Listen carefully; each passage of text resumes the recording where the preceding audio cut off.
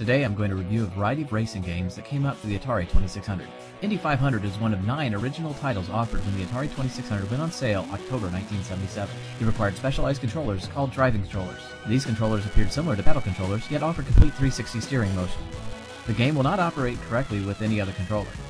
While the game was primarily designed for two-player action, it also features time trials for single-player practice.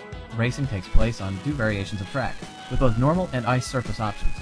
There is also a crash and score variation where you seek to run over a randomly placed block that moves every hit. Overall, Indy 500 is a nice racing game, especially considering that it is the first such game for the Atari 2600. The major drawback is the need for the driving controllers. While these were sold as a set with the cartridge when originally released, it may be more difficult to locate good working controllers than it is to locate the game cartridge. 1978 saw 2 titles released for the Atari, Street Racer and Slot Racers. Street Racer, also known as Speedway 2 on the Sears Telegame system, featured side-by-side action. Because the game was designed to work with paddle controllers, it is one of the few games that allows 4 players. While it may provide some multiplayer fun, it is not very entertaining as a single player. Variations in this game include Slalom, where you are racing on skis, Dodge'em, where you avoid oncoming obstacles which all look the same, Jet Shooter, where you can shoot the oncoming obstacles, Number Cruncher, where head-on collisions with numbers rack up points while side swipes cause a crash, as well as additional game variations. The other 1978 release, Slot Racers, feels less like a car game and more like a combat game variation. Fire missiles at your opponent as you navigate through the maze and be the first to rack up 25 points.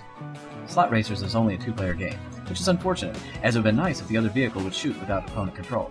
This game works with the joystick, but the slot cars are a bit difficult to control. Of course, variations exist, but all in all, the game is uninspired. 1980 would bring 2 more racing games to the Atari 2600, Dodge'em and Night Driver. In some ways, Dodge'em feels like a cross between Pac-Man and Slot Racers. Fortunately, Dodge'em is both a 1-player and 2-player game. You race the track, gobbling up dots, all the while attempting to steer clear of your opponent. Once you and your opponent are locked into the same bend, your travel will come to a quick hit. Use the fire button to speed up. Not a bad game, but not a lot of replay value with this title. Night Driver, on the other hand, was the first game to introduce first-person perspective to an Atari driving game. Using the paddle controllers, you drive a dark stretch of road, striving to stay within the boundaries of the road and safely passing other drivers. While the graphics and crashes may seem rudimentary now, the game was revolutionary at the time. It would serve as an inspiration for 2 of the best Atari driving games yet to come. While Atari released these 2 cartridges in 1980, a new competitor was entering the market. Activision's first cartridge was the racing game Dragster. Sporting good graphics and drag race action, this was the first game to require you to actually shift gears while racing. The game used the joystick. It was not too difficult once you got the hang of the controls, but was not much fun as a 1-person game, unless you were striving to beat the world record times that were printed in the game manual. Oh, and if you don't shift those gears in time and give it too much gas, you will blow your engine. In 1982, Activision would introduce Grand Prix. This was a side-scrolling overhead view game and can actually be quite challenging. Once again, you were trying to beat times listed in the game manual, but the most fun to have on this particular cartridge is game number 4, which features 3 bridges and a longer track. With its clean graphics and easy-to-learn joystick controls, Grand Prix is a worthwhile cartridge, but only for single players.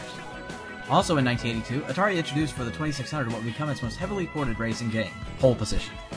Drawing on the massive success of the arcade game, the Atari 2600 pole position game was rather simplistic. Night Driver may have introduced the first-person perspective driving game on the Atari, but Pole Position took the concept to a whole new level. Not to be outdone, Activision came out with their first-person driving game, Enduro. Enduro featured changing environments and road conditions, better graphics, and incredible replay value.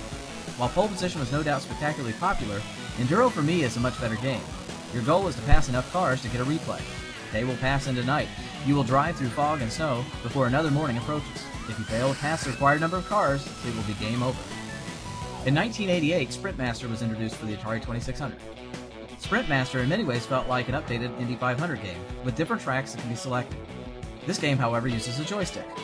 By this time, Atari was well past its prime, but this game is still a good racer. It features both 1- and 2-player games.